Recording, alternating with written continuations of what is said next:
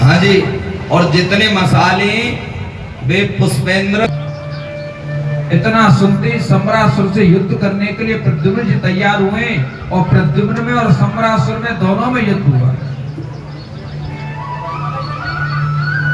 अंत में प्रद्युम्न जी महाराज ने सम्रासुर का वध किया है और अपनी पत्नी रति को लेकर के जैसे ही द्वारका में आए, आज मैया रुक्मणी ने उनको देखा है तो आंखों से आंसू आने लग गए और सोच रही है अगर आज मेरा बेटा होता तो इतना ही बड़ा होता। नारद जी महाराज आए और कहा, बोले मैया रुक्मणी ये आपके ही पुत्र है।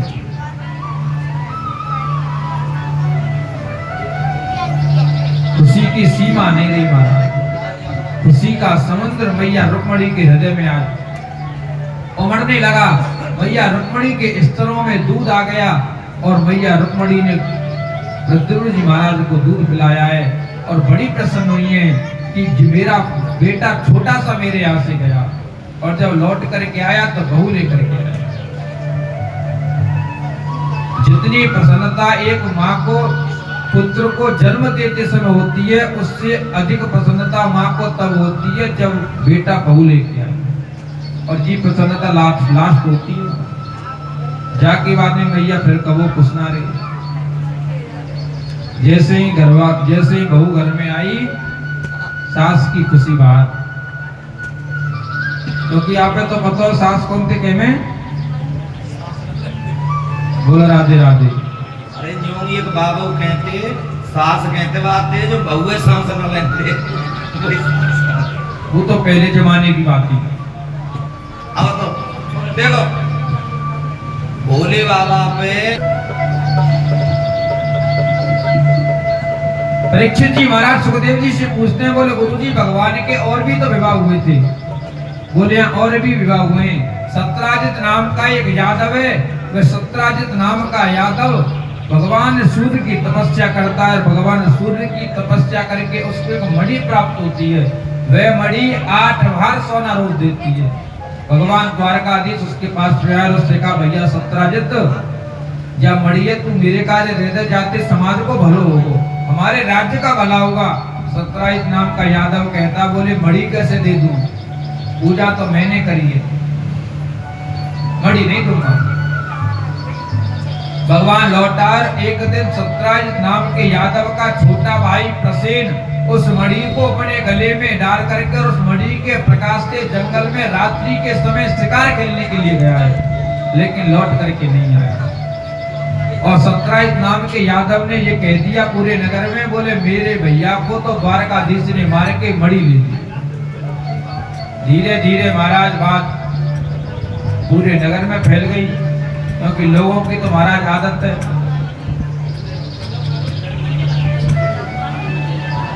कोई आदमी कोई बात कहे तो पेट में बात पच ही नहीं सकती।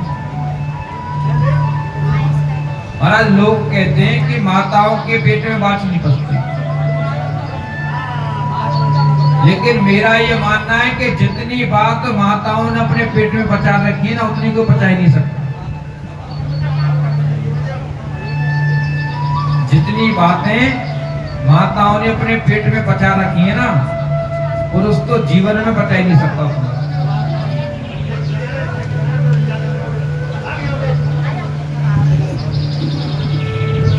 त्याग की अगर कोई प्रत्यक्ष मूर्ति है तो वो माता है। इतना त्याग महाराज, हम 7 दिन कथा करते हैं, 8वें दिन तो ऐसा लगता घर पहुंचे।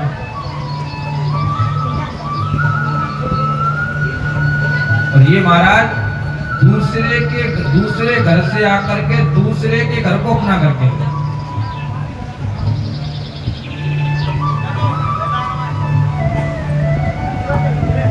5 वर्ष रमण रेती रहे, 5 वर्ष बनारस रहे, लेकिन दोनों को आज तक अपना नहीं कर पाए।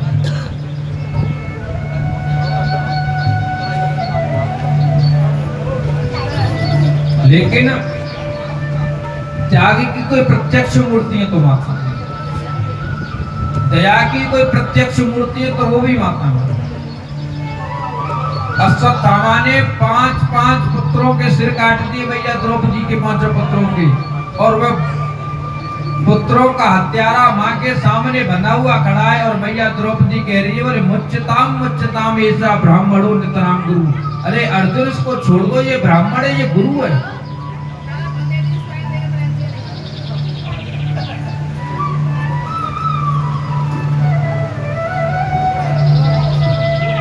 लोगों पर महाराज बात बची नहीं, सब लोग धीरे धीरे कहने लग गए। और द्वारकाधीश को जब पता पड़ी तो वे कुछ यादव सरदारों को लेकर के जंगल में खोजने के लिए गए। तो रास्ते में देखा कि प्रसेन और घोड़ा मरा हुआ पड़ा है और आगे शेर के पंजों के निशान है। शेर के पंजों के निशान पर चले तो देखा आगे चल के शेर भी मरा हुआ पड़ा है, उससे आगे एक रीछ के पैर के निशान है। और पैरों के निशान पर जब भगवान चले तो देखते हैं कि वे वृक्ष के पैर के निशान एक गुफा के बाहर आकर के खत्म हो गए। भगवान ने यादव सरदारों से कह दिया बोले 8 दिन तक मेरी रखवाली करो, और अगर मैं नहीं आऊं तो समझ लेना मैं मर गया। ऐसा कहकर भगवान तो गुफा में भीतर चले गए और यादव सरदार 15 दिन तक रहे। जब लौट करके नहीं आए तो वो द्वारका में आके कह दिया द्वारकाधीश तो चले गए। और उधर जब भगवान जब गए उसमें भीतर जब भगवान गए उस समय पर एक कन्या उस मणि से खेल रही थी। भगवान को देख करके चिल्लाने लगी। भीतर से जाम्बवंत जी महाराज आए और दोनों में युद्ध हुआ। 27 दिन तक दोनों में युद्ध हुआ। 28वें दिन जाम्बवंत जी को उठा करके द्वारकाधीश ने पटक मारा। जामवंत जी खड़े हुए भगवान के आगे हाथ जोड़ लिए, बोले प्रभु मैंने पहचान लिया, आप तो मेरे परम आराध्य भगवान श्री राम हैं, मेरे पर कृपा करने के लिए पधारे। पूछा भगवान बताओ क्या सेवा की जाए। भगवान ने कहा ये मणि चाहिए। जामवंत जी ने कहा बोले महाराज प्राण ले लो पर मणि नहीं दे सकते। भगवान ने पूछा मणि क्यों नहीं दे सकते। बोले मणि इसलिए नहीं दे सकता क्योंकि मणि को मैंने अपनी बेटी के लिए दे दिया, अब बेटी से वापस नहीं ले सकता। हमारा भारत कैसा भारत था महाराज, जिस भारत में पिता बेटी को कुछ वस्तु दे दे तो वापस नहीं ले सकता। और आजकल महाराज कन्या अविक्रेणु लोभात और दंपति नाम चक्र, कन्याओं को भी चढ़, कन्या को दी हुई वस्तु को तो छोड़ो, कन्या की वस्तुओं को ही खा जाते। वस्तु ने छोड़ो महाराज, पूरी की पूरी कन्या नहीं खाएगी।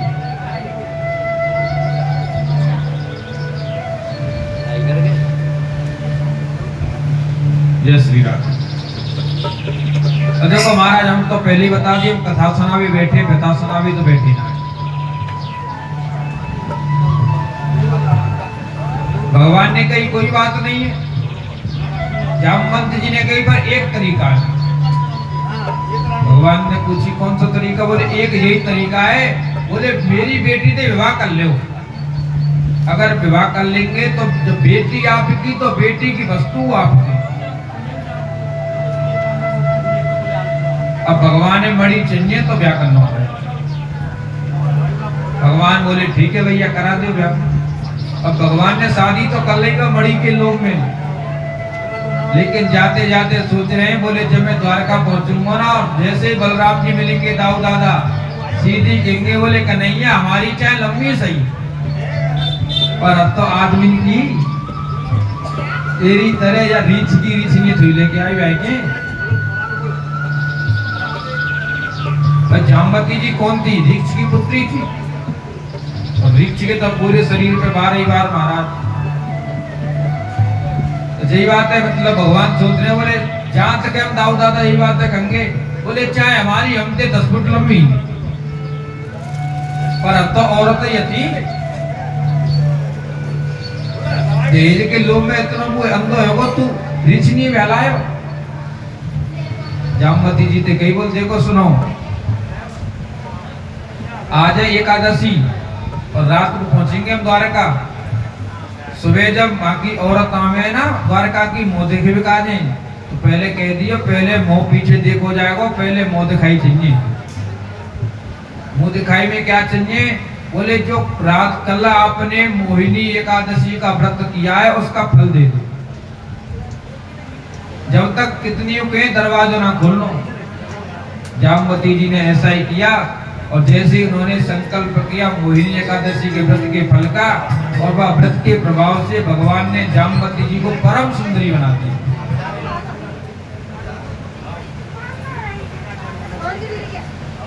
मणि को लेकर के सत्यराज नाम के यादव को बुलाया और कहा, बोले मणि को लेकर के जाओ। सत्यराज नाम का यादव लज्जित हो गया और उसकी एक कन्या सत्यभामा, उसने अपनी कन्या का विवाह भगवान के साथ में कर दिया और दहेज में वही मणि दे दी। अब भगवान के कितने विवाह है? कितनी शादी होगी भगवान की? 3 हो गई। भगवान ने कही मणि ना चाहिए, मणि वापस ले जाओ। नहीं कल को फिर तुम जो कहोगे कि हमारी बेटी देवा जाके मारे करो कि मणि चाहिए थी, मणि ले जाओ। बोले मैंने संकल्प कर लिया, मणि वापस नहीं लूंगो। बोले मणि है तुम ही रखो, जो ही रोज सोनो दे भाई मैं का दे जाओ। हमें मणि से कोई मतलब ना, हमें तो सोने से मतलब। इस प्रकार भगवान का तीसरा विवाह हुआ और एक बार भगवान इंद्रप्रस्थ पधारे और इंद्रप्रस्थ में आकर के भगवान यमुना जी के किनारे आके खेलने के लिए गए। भगवान को प्यास लगी है, अर्जुन यमुना जी में जल लेने के लिए आया है तो देखते एक कन्या बैठ कर के तप कर रही है। पूछा है कन्या से, बोले देवी तुम कौन हो? तब वे कन्या कहती है, बोले महाराज अहम देवस्य सवतु दुहिताम पतिम इच्छति विष्णुम वरेण्यम वरदम तपः परममास्थिता। मैं जो देवताओं के सूर्य हैं उनकी पुत्री हूँ। बोले यहाँ क्यों बैठी हो? बोले मैं पति के लिए तपस्या कर रही हूँ। अर्जुन ने पूछी, बोले पति का और तुम तप कर रही हो? हमने तो जी देखी है कि शंकर जी पे लोटा कुमारी लड़का चढ़ाते हैं, ये कैसे करके ब्याह हुए और तुम उल्टा व्रत कर रही है। बोले संसार के आधिपति रूप में ना चाहिए, विष्णुम वरेण्यम वरदम तपः परममास्थिता, विष्णु को वर के रूप में चाहिए। अर्जुन ने कही तो इच्छा पूरी है गई, भगवान मेरे संग में ही है। और इस प्रकार भगवान का यमुना जी के साथ में चौथा विवाह हुआ है। जो कालिंदी नाम की पत्नी है ना भगवान की, वह कौन है? वह कालिंदी भैया यमुना ही है। उज्जैन के राजाएं महाराज विंद और अरविंद,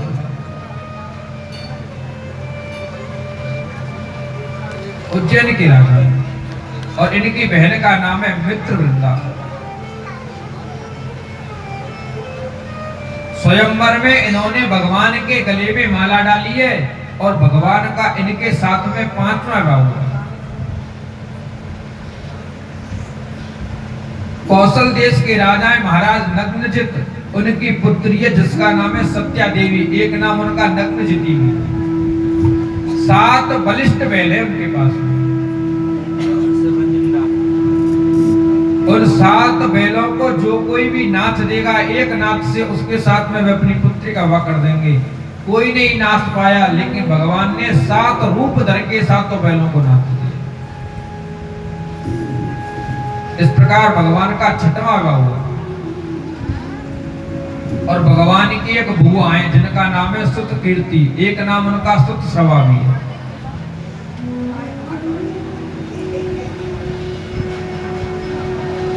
उनकी एक पुत्री है जिसका नाम है भद्रा।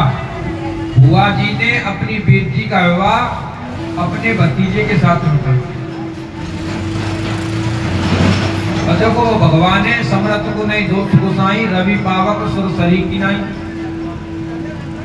सामर्थ्यवान लोगों के लिए कोई दोष नहीं है। अगर भगवान ने अपनी बुआ की लड़की से विवाह किया है तो अपनी बहन की शादी भी अपनी बुआ के लड़के से कराई है। और महाराज देश काल के हिसाब से क्रियाओं में अंतर आ जाता है। हमारे यहाँ पर मामा भांजे के पेट छूता है और भांजी के पेट छूता है, लेकिन दक्षिण भारत में मामा और भांजी की शादी हो जाती है। ब्राह्मणों में भी, अदर कास्ट की तो आप बात छोड़ो, ब्राह्मणों में भी मामा की और भांजी की शादी होती है।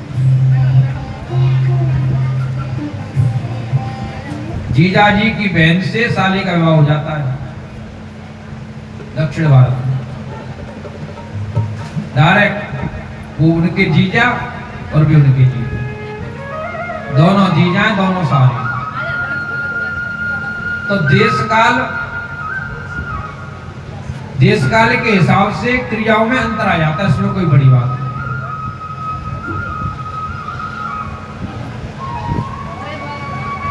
और भगवान का 8वां विवाह हुआ है लक्ष्मणा नाम की कन्या के साथ। जैसे अर्जुन ने घूमती मछली के आंख में तीर मारा था ना, ऐसे भगवान ने एक तीर मारा है और भगवान का विवाह 8वां विवाह हुआ। इस प्रकार भगवान के 8 विवाह हुए। और सुखदेव जी महाराज कहते हैं, राजा परीक्षित, ये भगवान की 8 पटरानी है ना, ये 8 की 8 महाप्रकृति, 8 प्रकार की प्रकृति ही भगवान की अष्टपटरानी है। भूमि रापो नलो वायु खम मनो बुद्धि रेवचा अहंकार इति यमे भिन्ना प्रकृति रष्ट। और इस प्रकार भगवान के 8 विवाह हुए और भगवान के 16,100 विवाह एक साथ हुए। भागवत जी में तो खैर 16,100 का कोई वर्णन नहीं है, इतना वर्णन है कि 16,000 से कुछ अधिक थे। तो महाराज 1000 के कुछ अधिक 100-500 तो होंगे। लेकिन गर्ग संहिता में 16,108 विवाह का वर्णन। एक समय की बात है, पृथ्वी देवी ने भगवान की तपस्या करी और पृथ्वी देवी ने कही, भगवान मुझको एक पुत्र दे दो। भगवान प्रकट हुए, बोले कौन कैसा पुत्र चाहिए? बोले अगर अच्छा पुत्र चाहिए तो 16 वर्ष के लिए मिलेगा, और दुष्ट पुत्र चाहिए तो तुम जब तक होगी तब तक के लिए मिलेगा।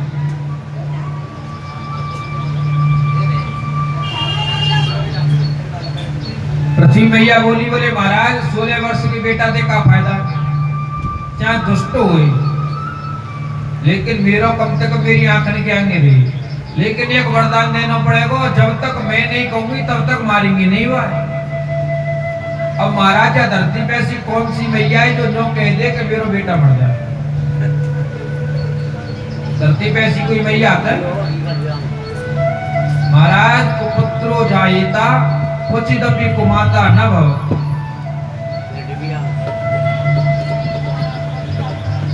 धरती पर ऐसी कोई मां नहीं है। कल परसों की बात है महाराज, जो कहाँ हुआ है वो जबलपुर में।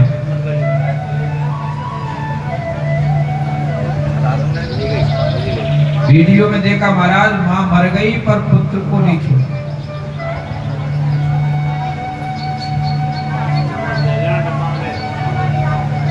कल रात को 2 बजे तक नींद नहीं आई।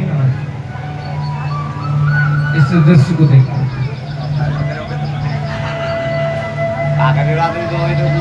माँ तो माँ ही होती। इस धरती पर भगवान अगर किसी रूप में है तो वो माँ के रूप में।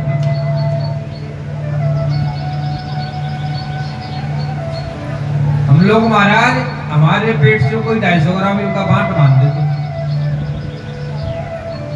कितनी देर बांध लेंगे, लेकिन बालक को माँ 9 महीने गर्भ में रखती।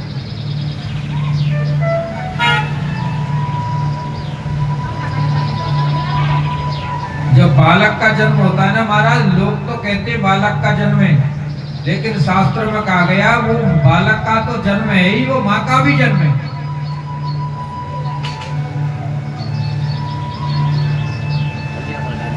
और आजकल तो महाराज डॉक्टरों की पूछे ना, नॉर्मल तो कर ही नहीं सकते, क्योंकि महाराज मैंने पहले के श्लोक बताया था ना आपको, नमोस्तु वैद्यनाथाय यमराजस्य सहोदरा। इन्हें डॉक्टरों को नमस्कार है, क्यों? क्योंकि ये यमराज के सगे भाई हैं। लेकिन एक अंतर है इनमें, बोले यमस्तु हरति प्राणा, यमराज तो केवल प्राण नहीं लेवे, लेकिन वैद्यम प्राण धना नीचा, जब प्राण नहीं लेते और पैसा नहीं लेते। जब तक जेब खाली नहीं जब आते पहले मरण पी देंगे। आईसीयू लियो, और तो आईसीयू के ऊपर की कैटेगरी आएगी ये बड़ा, तो आईसीयू में गिनती है उसकी, बहुत ऊपर की एक स्टेज है। डॉक्टर हमें क्या पता, हमको डॉक्टर थोड़ी है। डॉक्टर ने कैसे कैटेगरी पर आ गई है? सुनी पता हर बात पता थोड़ी, तो तू सुनी जानती सुनिए कह रहे हैं। वो हमने जब पूछी, बोले मैं संगे पंडित जी रही भाई, तो कबू ऐसी स्थिति है जा, तो मैंने कही आईसीयू तो करके एक स्थिति है भाई, चिंता मत करो।